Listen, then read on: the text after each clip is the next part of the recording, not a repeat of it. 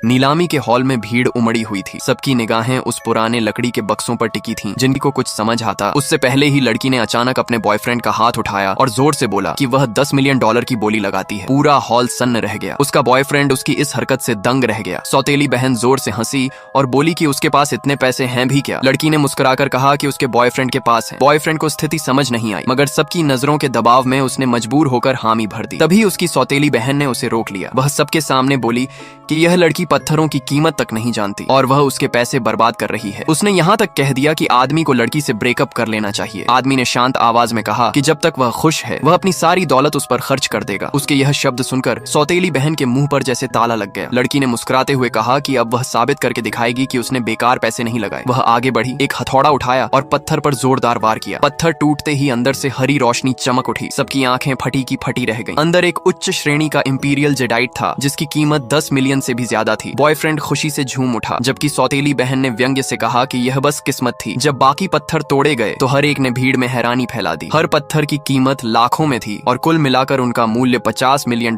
से ऊपर पहुंच गया। अब सौतेली बहन के चेहरे पर ईर्ष्या साफ झलक रही थी। लड़की का बॉयफ्रेंड पाने की चाह में उसने एक चाल चली। उसने आदमी को बिजनेस मीटिंग के बहाने कैफे बुलाया। आदमी ने सोचा कि लड़की सो रही होगी, इसलिए कुछ नहीं बताया, लेकिन लड़की ने सब सुन लिया और चुपके से उनका पीछा किया। कैफे में पहुंचकर उसने देखा कि उसकी सौतेली बहन उसके बॉयफ्रेंड के बहुत करीब बैठी थी। वह हंसते हुए कह रही थी कि उसे छोड़ दो,